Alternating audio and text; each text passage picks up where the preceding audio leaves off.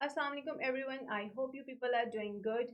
और CSS 2027 का MPT announce हो चुका है और MPT के अनाउंस होने के बाद बहुत सारे बच्चे जो है MPT की तैयारी को लेके परेशान है कि हर साल MPT थोड़ा सा मुश्किल होता जा रहा है। लाइक 2026 का MPT बहुत ज़्यादा एनालिटिकल आया कि आपको चारों के चारों ऑप्शन ही करेक्ट लग रहे थे, खासतौर पे इंग्लिश और एबिलिटी के पोर्शन में जो लॉजिकल रीजनिंग के क्वेश्चंस थे। उसके बाद हमारे पास जी बिगनर्स इस चीज़ को लेके कंफ्यूज है कि उन्होंने एमपीटी की तैयारी कैसे करनी है। हाँ, अगर आपकी कंपल्सरी इसकी तैयारी तब तक हो जाती है तो आपके लिए एमपीटी बहुत आसान हो जाएगा। लेकिन फिर भी एमपीटी जब से अनाउंस हुआ उसमें एबिलिटी के कितने एमसीक्यू आते हैं, उसमें इंग्लिश के कितने आते हैं, उर्दू के कितने आते हैं। इवन तो उर्दू हमारे सीएसएस का पार्ट नहीं होती, लेकिन फिर भी उसके अंदर इस्लामियात के कितने एमसीक्यू आते हैं, करंट अफेयर्स, पाकिस्तान अफेयर्स का क्या सिनेरियो होता है। सो इस वीडियो के अंदर हम ये सब कुछ देखने जा रहे हैं ताकि at the end of the video आपको एमपीटी से रिलेटेड हर चीज़ क्लियर हो जाए और आपको पता हो कि आपने अपनी एमपीटी की तैयारी करनी किस तरह से। तो हम लोग इसको शुरू करते हैं। एमपीटी जो होता है सीएसएस का 200 मार्क्स का हमारे पास होता है। पासिंग मार्क्स 66 हैं, यानी 200 में से अगर आपके 66 एमसीक्यू करेक्ट हैं तो आप पास कर जाते हो एमपीटी। 33% अगर हम इसको वैसे देखें। ड्यूरेशन 3 आवर्स 20 मिनट का होता है। लाइक अगर आपका मॉर्निंग में पेपर हुआ है, दो शिफ्ट्स में होता है, मॉर्निंग और इवनिंग में। तो इवनिंग में अगर आपका पेपर 2 बजे शुरू हुआ है तो 5:20 पे ख़त्म हो जाएगा। नेगेटिव मार्किंग इसके अंदर नहीं होती। और बाकी बहुत सारे वन पेपर्स में या पीएमएस के जीके में जो as a screening test introduce हो गया हुआ है उसके अंदर नेगेटिव मार्किंग होती है, तो एमपीटी के अंदर आपके पास नेगेटिव मार्किंग नहीं होती। नेचर किस तरह की होती है एग्ज़ाम की, ये ऑब्जेक्टिव टाइप पेपर होता है, यानी आपके पास 200 एमसीक्यू होते हैं जिनको आपने इस टाइम ड्यूरेशन के अंदर सॉल्व करना होता है। कुछ इस तरह से आपके पास एमपीटी का पेपर आता है, ठीक है, बुकलेट होती है, साथ आपको एक आंसर की भी बबल शीट मिलती है, उसके ऊपर आपने अपने एमसीक्यू मार्क करने होते हैं। ये कार्बन पेपर होता है ताकि आप अपनी की जो है अपने साथ घर भी ले आएँ और फिर रात को जो है 7-8 बजे या 9 बजे तक आपके पास एमसीक्यू की सुबह वाली भी की आ जाती है, शाम वाली भी की आ जाती है।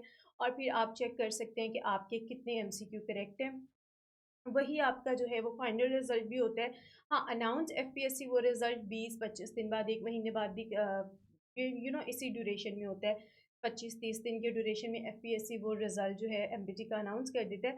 लेकिन आपको एमपीटी की रात को ही पता चल जाता है कि आपके कितने एमसीक्यू करेक्ट हैं और आप जो है वो पास हो गए हो या नहीं पास। 99% बच्चे पास हो जाते हैं। हाँ, ओवर द ईयर्स इसकी रेशियो कम हुई है एमपीटी पास करने की।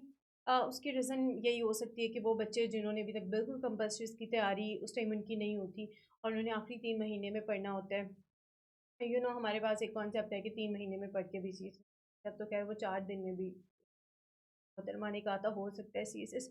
तो हमने खैर उन बातों में नहीं आना, ठीक है। और दूसरा ये कि आपके पास जो है कंपल्सरीज़ की तैयारी आपकी है तो आपका एमपीटी बहुत आपके लिए आसान होगा। एबिलिटी इंग्लिश आपका प्रिपेयर है तो आपके लिए एमपीटी बहुत बहुत आसान होने जा रहा है, ठीक है। उसके अलावा ये है कि आपको जो है अब इसकी ब्रेकडाउन क्या है और आपको इसकी तैयारी करनी कैसे है, और अगर आप बिगिनर हैं तो आपके माइंड में जितनी इसको लेके कन्फ्यूज है हम शेयर करेंगे। अगर आपको फिर भी कोई चीज़ समझ नहीं आए या बहुत ज़्यादा कन्फ्यूज़ हो तो आप वीडियो के कमेंट सेक्शन में पूछ सकते हैं। अदरवाइज़ हमने एमपीटी के लिए एक ग्रुप बनाया हुआ है, व्हाट्सएप एक्सक्लूसिव ग्रुप है हमारा, तो आप वो ज्वाइन कर सकते हैं। उसका लिंक आपको डिस्क्रिप्शन में मिल जाएगा, नहीं मिलता है यू कैन कॉमेंट, तो हम आपके साथ वो भी शेयर कर देंगे।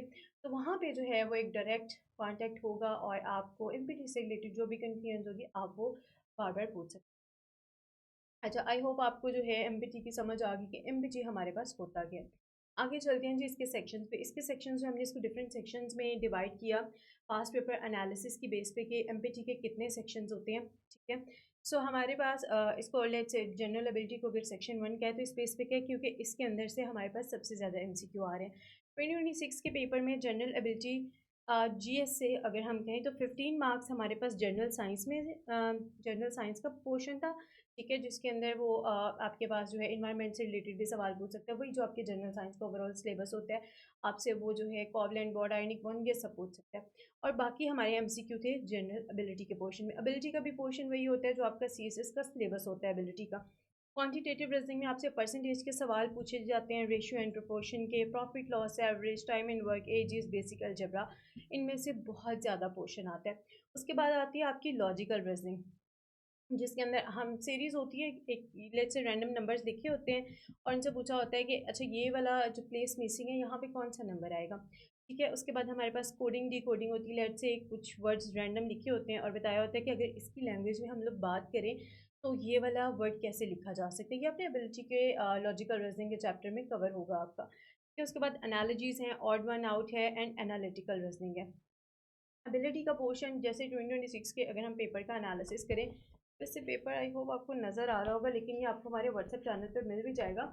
तो इस पेपर में जो है एबिलिटी के बहुत सारे एमसीक्यू ऐसे थे, वो एक सर्कल वाली जो हमारे पास क्वेश्चन आते हैं ना, अगर यहाँ पे ये पर्सन बैठा है, अहमद बैठा है, यहाँ पे अली बैठा है, यहाँ पे जो है वो लेट्स से बिलाल बैठा है, यहाँ पे कोई और पर्सन बैठा है, यहाँ पे दानियाल बैठा है, तो कौन किसके सामने होगा, कौन किसकी डायरेक्शन में होगा, या इसके राइट में कौन होगा, इस तरह के जो हमारे एबिलिटी के क्वेश्चन होते हैं ना, जिस पे आपका दिमाग लग रहा होता है, जिसमें सोचना पड़ता है कि अच्छा यार ये मतलब थोड़े से टाइम टेकन होते हैं, वो एबिलिटी के पोर्शन में इस तरह के सवाल 26 में बहुत सारे आए थे। अगर एक सैम्पल क्वेश्चन देखें तो एक 20% ऑफ अ नंबर इज़ 50, अगर एक नंबर का 20% 50 है तो व्हाट इज़ दैट नंबर, तो वो नंबर क्या होगा। और जिन बच्चों ने एबिलिटी की तैयारी कर लिया है, जो अभी कर रहे हैं, परसेंटेज के चैप्टर में ये सब चीज़ें आपकी कवर हो जाएंगी। अगर आपको एबिलिटी की समझ नहीं आ रही है, आपको अभी भी आप एबिलिटी को लेके कंफ्यूज हो गया, यार मैं ये कैसे करूँगा या करूँगी, तो आप हमारी एबिलिटी के ओरिएंटेशन ज्वाइन कर सकते हैं। उसके अंदर आपको एबिलिटी का पूरा रोड मैप मिल जाएगा, बहुत सारी टिप्स और ट्रिक्स मिलेंगी कि आपने एबिलिटी को अपना एस कैसे करना है। Find the exact number in the series, again वही हमारे जनरल एबिलिटी वाला portion. Okay, so moving forward we have English portion, हमारा second most important portion ability का, सॉरी एमपीटी का। इसके अंदर क्या होता है, इसके अंदर हमारे पास आते हैं vocab, synonyms, antonyms. Let's say 5 आपके पास सिनोनिम आ जाते हैं, 5 आपके पास एंटोनिम्स आ जाते हैं। एनालिसिस होती है हमारे पास। अच्छा, ये हमें कैसे पता है, हमने सिर्फ पास्ट पेपर्स को देखा कि पास्ट पेपर्स में क्या ट्रेंड एग्जामिनर फॉलो करा और हमने वही उसका एनालिसिस किया। अच्छा, ये इस पोर्शन में से सवाल आते हैं, वही हमने आपको बता दिया कि भाई ये इस पोर्शन में से ये सवाल आ रहे हैं। सेंटेंस करेक्शन 26 के एमपीटी में ना अगर हम देखें तो 24 25 के पर थोड़ा सा ट्रिकी था। मतलब आपको चारों सेंटेंसेस ठीक लग रहे हैं, अगर चारों नहीं भी लग रहे तो दो पे तो आप आके एटलीस्ट कंफ्यूज हो रहे हो ना कि यार ये दोनों ठीक है, मैं कौन सा मार्क करूँ। उसके बाद ग्रामर का पोर्शन आता है, ग्रामर में भी वो सेंटेंस करेक्शन की फॉर्म में दे देता है। उसके बाद हमारे पास कॉम्प्रीहेंशन पैसेजेस। मैं आपको 26 की एग्जांपल इसलिए दे रही हूँ क्योंकि 26 के ना पेपर्स भी बहुत एनालिटिकल थे। आप 2016 से ऑनवर्ड्स 2025 तक स्पेशल का पेपर डाल के उसका एनालिसिस करो और आप उन सबको एक साइड पे रखो, 26 के पेपर्स को एक साइड पे रखो, ट्रेंड एकदम शिफ्ट हुआ है। मतलब अब एग्जामिनर आपकी क्रैमिंग पे फोकस नहीं कर रहा कि आपको कितने स्टैट्स कितने फैक्ट्स याद हैं, वो आपसे पूछ रहा है कि आपको क्या लगता है ये चीज़ कैसे पॉसिबल है। एक क्रिमिनोलॉजी में हमारे पास जो है बहुत सारे लाज होते हैं, लेकिन इस दफ़ा उसने भी कहा कि अच्छा अगर ये रीज़न है तो इसकी वजह से हमारी सोसाइटी में क्राइम कैसे ज़्यादा है। सेम यही ट्रेंड हमें एमपीटी में भी देखने को मिला था। एमपीटी में एक 26 के पेपर में एक हमारे पास कॉम्प्रीहेंशन पैराग्राफ था, उसके अंदर ना वो एक था कि वो ट्रेन जा रही थी और उसको एक तो स्टोरी खैर थी बहुत मज़े की, लेकिन वो स्टोरी के ना सारे एमसीक्यू आपको सेम लग रहे हैं, आपको लग रहा है पढ़ के कि यार ये तो सारा करेक्ट है, मैं इसमें से किसको मार्क करूँ। ईडियम्स एंड फ्रेजेस किया जाता है कि आपको एक ईडियम दिया होता है, वन लेट्स से हम कहते हैं once in a blue moon, तो नीचे 4 ऑप्शन होंगे, once in a blue moon का क्या मतलब है। प्रेपोजिशंस आपको वैसे भी अपने प्रेसी के पेपर के लिए तैयार करनी होती है। तो मैंने आपको स्टार्ट में बोला था अगर आपका एबिलिटी और आपकी इंग्लिश तैयार है ना, तो यार you are going to ace it, आपको तो परेशान होने की भी ज़रूरत नहीं है। आपके लिए तो एमपीटी हलवे की तरह होगा। हाँ, गाजर का हलवा हो सकता है, सूजी का हो सकता है, करेले का नहीं होगा, इतना मुश्किल पेपर नहीं आता। ठीक है, तो आपने जो है ईडियम्स भी अपने फ्रेजेस आपने प्रेसी के पेपर के लिए तैयार किए, आपने प्रेपोजिशंस भी प्रेसी के पेपर के लिए तैयार कर लिए, पेयर ऑफ वर्ड्स आप प्रेसी के पेपर के लिए तैयार कर रहे हो, कॉम्प्रीहेंशन आपका प्रेसी में तैयार हो रहा है, ग्रामर सेंटेंस, मतलब ये सारा देखो अगर आपकी कंपल्सरी इसकी तैयारी है ना, मैं आपको अगेन कहूँगी एमपीटी बहुत आसान है। हमारी प्रेसी तैयार है, ठीक है, हमारा हम लोग ऐसे ऑलरेडी लिखते हैं, हमारी रिटन प्रैक्टिस में है, हमारे लिए बहुत आसान हो जाएगी एमपीटी। हमारा प्रेसी तैयार है, हमारी एबिलिटी तैयार है, भाई हमारे तो जो है 50 + 60 110 मार्क्स का पेपर तो हमारा ऑलरेडी तैयार है ना, हमें इसकी तो टेंशन लेने की ज़रूरत नहीं है, इसमें से तो हम 90 तो एटलीस्ट लेके आएंगे। ठीक है, उसके बाद आता है हमारे पास Pakistan affairs and current affairs. Pakistan affairs में ना अब दो तरह के सवाल आते हैं, इसमें से जनरली 50 एमसीक्यू आते हैं। दो तरह के सवाल आते हैं, एक होते हैं पास्ट, मतलब सॉरी पास्ट कह रही हूँ, एक होते हैं हिस्ट्री से और एक होते हैं करंट से। हिस्ट्री से कैसे, लेट्स से पाकिस्तान ने सीटो कब ज्वाइन किया, पाकिस्तान ने सेंटो कब ज्वाइन किया, हाँ प्रोनाउंसिएशन आगे पीछे खैर यार गाइस, सॉरी फॉर दिस। ठीक है। तो उसके अलावा ये है कि पाकिस्तान की जो डिफरेंट मूवमेंट्स थी उनमें से सवाल आ सकता है, यानी हिस्ट्री से आप आपसे कोई भी सवाल पूछ सकते हैं, वो प्री पार्टीशन के चैप्टर में हमारा तैयार होता है। History of Pakistan constitutional development, let's say हम वो पूछ सकते हैं कि 27 अमेंडमेंट कब, 27 कॉन्स्टिट्यूशनल अमेंडमेंट कब आई थी, 27 कॉन्स्टिट्यूशनल अमेंडमेंट का बेसिक पर्पस क्या था, वो चाहे नीचे चार पर्पस दे और आपको चारों सेम लग रहे हो, लेकिन उसमें से आपने मोस्ट मोस्ट जो आपको लगता है ना मोस्ट एग्जैक्ट है, मोस्ट करेक्ट है, आपने उसको मार्क करना होता है। ये चीज़ ना बहुत, ये ट्रेंड बहुत देखने में आ रहा है कि आपको चारों ऑप्शन ठीक लग रहे होते हैं, एग्जामिनर पूछते हैं, अब तो वो ट्रिक कहते हैं कि भाई ये चार ऑप्शन से बताओ इसमें से मोस्ट सूटेबल कौन सा है, तो हमें उसके अंदर से मोस्ट सूटेबल पे निकालना होता है। इसी तरह से अब आपका पाकिस्तान अफेयर्स प्रिपेयर है, तो अभी भी एमपीटी में हमारे पास अच्छा खासा टाइम है, हम अपने कंपल्सरीज पे फोकस कर सकते हैं और अपने ये पोर्शंस बेहतर बना सकते हैं।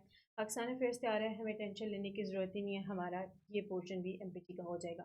करंट अफेयर्स में अच्छा यार, इसकी दो तरीके हैं, एक तो हमारा ये मैगजीन है, ठीक है, इसके ना एंड पे आपको एमसीक्यू मिल जाते हैं 40 to 50, जो ना उस महीने की डेवलपमेंट्स होती हैं वो इसके अंदर ऐड की होती है, ताकि अगर आप न्यूज़पेपर नहीं भी पढ़ रहे ना, तो आपको पता हो कि पाकिस्तान के अंदर या इंटरनेशनल डेवलपमेंट कौन सी हुई हैं।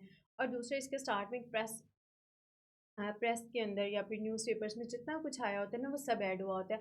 Monthly development, monthly round up के नाम से वो पोर्शन होता है, और उसके अंदर ये सारी चीज़ें आपको मिल जाती हैं। तो आप क्रॉनिकल्स भी पढ़ सकते हो, फ्री ऑफ कॉस्ट है, उसका लिंक आपको डिस्क्रिप्शन में मिल जाएगा, ठीक है। और उसके अंदर से भी आपका करंट अफेयर्स का पोर्शन तैयार हो जाएगा, और हम आपके लिए करंट अफेयर्स की वैसे एक सीरीज़ भी शुरू करने जा रहे हैं, ताकि आपको न्यूज़पेपर ना पढ़नी पड़े और आपके हिस्से का वो काम हम करें, आप सिर्फ अपनी पढ़ाई पे फोकस करें, ठीक है। सो नेशनल इश्यूज़ आ जाते हैं, इंटरनेशनल इश्यूज़ जैसे इस टाइम गज़ा फ़लस्तीन इशू है, ओहो सॉरी, इसराइल फ़लस्तीन कॉन्फ्लिक्ट है, वो आ जाएगा, ठीक है। उसके बाद हमारे पास जो है, अगर कोई नई डेवलपमेंट पीस प्रोसेस के अंदर हुई है, वो आ जाएगी, स्ट्रेट ऑफ हॉर्मुज़ से रिलेटेड कुछ आ जाएगा।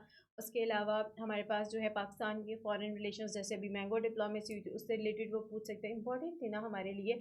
उसके अलावा आज के जैसे डॉन में था कि आपके जो फॉरेन मिनिस्टर हैं वो जा रहे हैं, ठीक है, एक विज़िट पे, तो उसके बारे में वो पूछ सकते हैं कि भाई उनके विज़िट का क्या आउटकम था, या वो क्यों गए, या पाकिस्तान के किसी फॉरेन पाकिस्तान के जो हाई डेलीगेशन है उनके फॉरेन विजिट्स के बारे में पूछ सकते हैं, या अभी रिसेंट ओआईसी की कॉन्फ्रेंस हुई है पाकिस्तान में, उसके बारे में पूछ सकते हैं कि उसका क्या पर्पस था, वो क्यों हुई, उसमें जो है वो एजेंडा क्या था, और किस किस कंट्री ने पार्टिसिपेट किया, ठीक है। तो इस तरह के आपके करंट इश्यूज से सवाल आ सकते हैं। Major events of the year, climate change, ठीक है, जो लेटेस्ट कॉप हुआ उससे आपको सवाल पूछा जा सकता है, ग्लोबल ऑर्गेनाइजेशंस में, जैसे भी मैंने आपको ओआईसी का बताया, ओआईसी से सवाल आ सकते हैं, इंटरनेशनल रिलेशंस में पाकिस्तान के फॉरेन रिलेशंस पे बात हो सकती है, ठीक है। या वैसे ही अभी जो मिडल ईस्ट में सब कुछ चल रहा है उन पे बात हो सकती है। नेशनल इश्यूज़ में हमारे पास बहुत सारे खैर इश्यूज़ हैं नेशनल, तो वो हम लोग अपने करंट अफेयर्स में कवर करेंगे, and you guys will love that series as well, ठीक है। उसके बाद है हमारे पास इस्लामियात। तो इस्लामियात जो है हमारे पास अगेन, मैं आपको यही कहूँगी, अगर आपका कंपल्सरी तैयार है तो आपका एमपीटी तैयार है। इस्लामियात में ना अगर मैं आपको 26 के कुछ सवाल पढ़ के बता दूँ, ताकि आपको जो है ये अगर आपको डॉक्यूमेंट भी मिल जाएगा। जैसे हमारे पास है, किस सूरह में माले गनीमत की तकसीम के बारे में अहकामात बयान किए गए हैं। उसके बाद एक सवाल है, कुरान करीम में मोहम्मद सल्लल्लाहु अलैहि वसल्लम के नाम कितनी दफ़ा इस्तेमाल हुआ है, ठीक है, या किस सूरत में इस्तेमाल हुआ है, इस तरह के सवाल होते हैं। पिलर्स ऑफ इस्लाम के बारे में, सीरा ऑफ हॉली प्रॉफिट सल्लल्लाहु अलैहि वसल्लम, इस्लामिक हिस्ट्री, मोस्टली ये गज़वात के बारे में होते हैं, इस्लामिक एथिक्स और कॉन्टेम्प्रेरी इश्यूज़ का इस्लामिक पर्सपेक्टिव। तो वही जो चीज़ें आपने अपनी इस्लामियात में पढ़ी है, वही चीज़ें आपको एमपीटी में उनका आंसर करना होता है। ये वो चीज़ है जो हम सीएसएस में नहीं करते। अच्छा, बात ये है कि एमपीटी ना होता भी शुरू इस्लामियात के पोर्शन से, इस्लामियात पे हमने वैसे नहीं इस टाइम तक ध्यान दिया होता। पहले 20 एमसीक्यू भी हम ब्लैंक, लाइक ये क्या हो रहा है मेरे साथ। अगले 20 एमसीक्यू उर्दू के, रहता भी बंदा ना वहीं पे हो जाता है, यार ये तो मुझे तो पहले 40 ही नहीं आते। पेपर दूसरी साइड से देखते हैं, करंट अफेयर्स होती है, करंट अफेयर्स वैसे नहीं हमने न्यूज़पेपर को फॉलो किया होता, या करंट ट्रेंड्स को न्यूज़पेपर ना भी पढ़ते हो, करंट ट्रेंड्स को फॉलो किया होता। लाइक यार, मतलब क्या होगा, कुछ भी नहीं हो सकता। पहले तो वो मुझे लगता है 15-20 मिनट हर बच्चे के इसी शौक में गुजर जाते हैं। अब उर्दू ना ऐसा पोर्शन होता है, अच्छा इस्लामियात तो आपको आती थी, आप बड़े अच्छे बच्चे थे, आपने एमपीटी से पहले अपना इस्लामियात ख़त्म कर लिया, तो इस्लामियात के तो आपको आते थे, अच्छा 20 में से एटलीस्ट 15 आते थे, फिर यू आर गुड टू गो।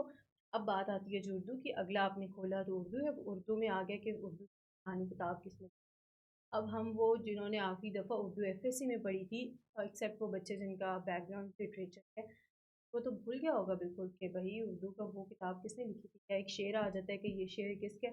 हम वो जिन्होंने कुछ शेर याद किए थे बस एफएससी के पेपर्स के लिए, हमें वो भी भूल गया होगा। कुछ मुहावरात आते होंगे, कुछ हमें इडियम्स आते होंगे। उर्दू का ग्रामर की बात करूँ तो वो वैसे ही हमारे लिए जो है वो थोड़ी ऑफ सीन होता है, ठीक है। हमें तो वर्ड्स ही मुझे लगता है सही से प्रोनाउंस करने आते हैं। खैर है तो ये बड़ी ऑफ सी बात, हमें ऐसा नहीं चाहिए, हमें उर्दू बहुत अच्छी आनी चाहिए। कि चूँकि हमारे सीएसएस में भी नहीं होती, ऑप्शनल सब्जेक्ट ज़रूर है लेकिन कंपल्सरी नहीं है, तो हम इतना ध्यान नहीं देते। पीएमएस में ज़रूर होता है उर्दू का सब्जेक्ट, और जिन बच्चे साथ पीएमएस की तैयारी करें उनके लिए ये पोर्शन भी आसान होता है। तो इस तरह से ये सारी चीज़ें होती हैं।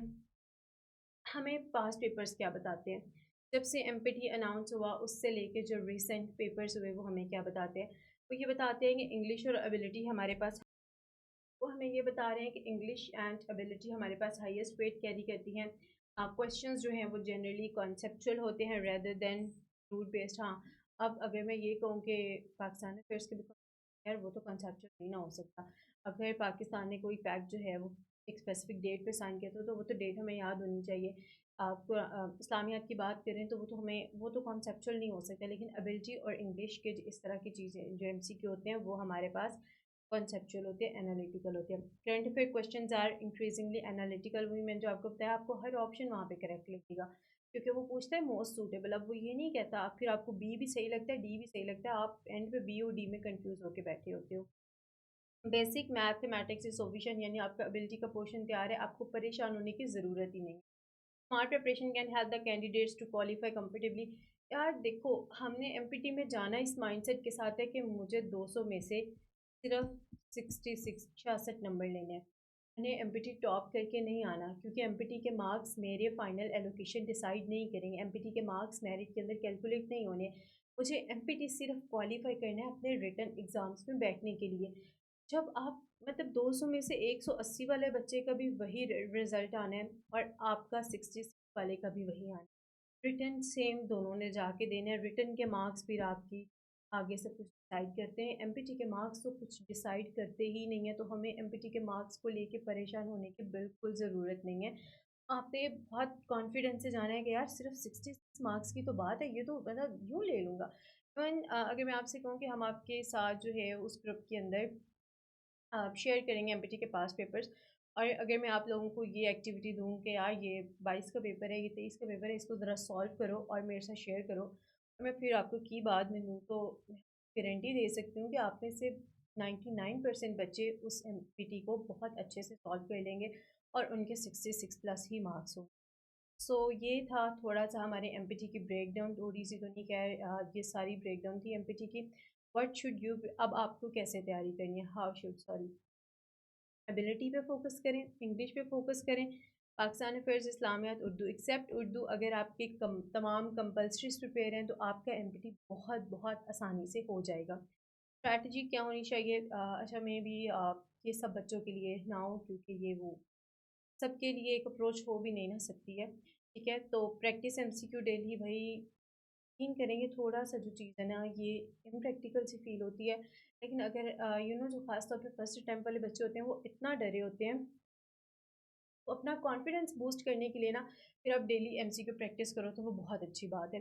सॉल्व पास्ट पेपर सॉल्व करो, लेकिन उससे अपनी एक्सपेक्टेशंस ये नहीं रखी 22 का पेपर आसान था, 23 का आसान था, 23 स्पेशल का आसान था, 24 का मुश्किल था, 25 का मुश्किल था, 26 का एनालिटिकल, ठीक है। तो पास्ट पेपर्स को आप अब जब सॉल्व करोगे ना आपको ट्रेंड शिफ्ट होता हुआ देखोगे। करंट अफेयर आपकी, ऑब्वियसली करंट अफेयर्स की तैयारी चल रही है और आप फिर हमारी सीरीज़ फॉलो कर रहे हो, आप हमारे क्रॉनिकल्स पढ़ रहे हो, करंट अफेयर्स का पोर्शन भी तैयार हो जाएगा। बेसिक मैथमेटिक कॉन्सेप्ट अगेन आप अपनी एबिलिटी पे फोकस करो।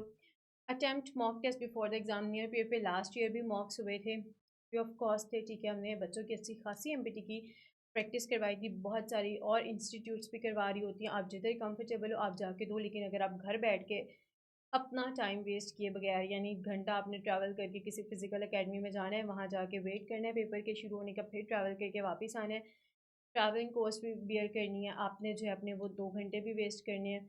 उससे बेहतर है आप घर बैठो, अपने पास बस अच्छा इंटरनेट हो, नियर पेयर के बैठ के टेस्ट सॉल्व करो, सारी प्रॉब्लम सॉल्व हो जाएगी। ठीक है। MPT is not difficult, is a test of consistency and smart preparation. MPT बच्चों वाकई मुश्किल नहीं होता, सिर्फ हमारे अंदर डर होता है। मुश्किल तब होता जब हमें पीएमएस जीके की तरह हमारे पास 100 एमसीक्यू होते हैं, नेगेटिव मार्किंग होती और हमें 40% पे पास होना होता। तो वहाँ पे ना हम फिर डर डर के एमसीक्यू लगा के आते कि यार मैं 100 में से ना 70 लगा लेता हूँ तो नेगेटिव मार्किंग हुई भी तो बच जाऊँगा। यहाँ पे तो 200 में से 200 हमने लगा के आने। इवन आई थिंक 25 या 26 का एमपीटी था, तो उसके बाद ना एक फेसबुक पे पोस्ट है, यार आज के एमपीटी में तो सारे ए भी लगा देता ना ऑप्शन तो मैंने पास हो जाना था। मतलब ए 66 से ज़्यादा करेक्ट ऑप्शन ए के थे, ए ऑप्शन। तो ये सारी बात ना होती है कि आपने सिर्फ परेशान नहीं होना, आपने कॉन्फिडेंस से अपना पेपर देने जाना है। Focus on high weightage areas, again आप फोकस करें अपना एबिलिटी और इंग्लिश पे, practise MCQ attempt mocks regularly and aim for 90 plus marks to stay on the safe side. Stay on the safe side इसलिए लिखा है कि हो सकता है बबल फिल करते वक्त हमने कोई बबल आगे पीछे लगा दिया हो, ठीक है। मतलब या फिर हमारी की में जो हमारा कार्बन पेपर है वो थोड़ा सा रिप्लेस हो गया हो, तो जो आपने बी लगाया है वो आपको अपनी पे सी लग रहा हो, जो कार्बन कॉपी आप लेके आए, तो इसीलिए ए मतलब अगर आप चेक करने के बाद आपको लग रहा है ना कि अच्छा 89 है, तो आप तो वैसे ही सेफ जोन में होते हो। So this is all for MPT. I hope आपके एमपीटी से रिलेटेड तमाम कन्फ्यूजन, तमाम क्वेरीज क्लियर हो गई होंगी। अगर नहीं हुई तो यार you are most welcome in the comment section. बहुत अप्रिशिएट करूँगी अगर आपकी कोई भी कन्फ्यूजन एमपीटी से रिलेटेड आप मुझसे पूछ सकते हो। और इंशाल्लाह इस पे हम अपनी एक सीरीज़ भी शुरू करने जा रहे हैं ताकि आपको एमपीटी की फ्री ऑफ कॉस्ट प्रिपरेशन करवाई जा सके। लेकिन अगर आप 26 27 में अपेयर हो रहे हैं और आप जो है वो बहुत अच्छे ऑप्शनल की तलाश में ना, guys gender studies is a must for you, must have for you, ठीक है। सर इकराम सरफराज इनके जेंडर स्टडीज़ में हाईएस्ट मार्क्स थे, 81 सर का स्कोर था। सर आपको जनरल स्टडीज़ के लिए परफेक्ट स्ट्रैटेजी देने जा रहे हैं। 19 जुलाई रात 8 बजे आपने ये ज़रूर ज्वाइन करना है। इसका लिंक भी डिस्क्रिप्शन में आपको मिल जाएगा, या हमारे यूट्यूब चैनल पे भी इसका इवेंट क्रिएट हुआ हुआ है। मोर ओवर, ये हमारा एक अपकमिंग ओरिएंटेशंस का कैलेंडर है। जेंडर स्टडीज़ मैंने आपको बता दिया। जनरल एबिलिटी में सिर्फ हमारे पास यहाँ एबिलिटी की ओरिएंटेशन होगी, जो मैंने आपको ऑलरेडी बताया। सर आपको परफेक्ट स्ट्रैटेजी देंगे एबिलिटी के लिए। Then we have the Punjabi, जो बच्चे पंजाबी ऑप्ट करना चाह रहे हैं 27 में। एंड जनरल साइंस, क्योंकि आपको पता है 26 के पेपर्स में जनरल साइंस का पेपर बहुत अजीब आया था। जनरल साइंस का बड़ा शॉकिंग पेपर था। तब ऐसे प्रेसी के बाद जिस पेपर ने शॉक दिया था ना, वो जनरल एबिलिटी का, जीएसए का paper, general science and ability का।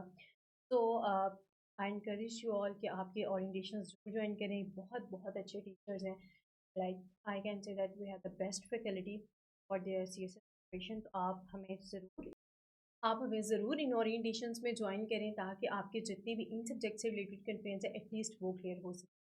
और बाकी भी हमारी बहुत सारी अपकमिंग ओरिएंटेशंस होंगी। आप लोग हमारे इसके लिए व्हाट्सएप चैनल को ज्वाइन कर सकते हो, उसका लिंक भी आपको डिस्क्रिप्शन में अगेन मिल जाएगा।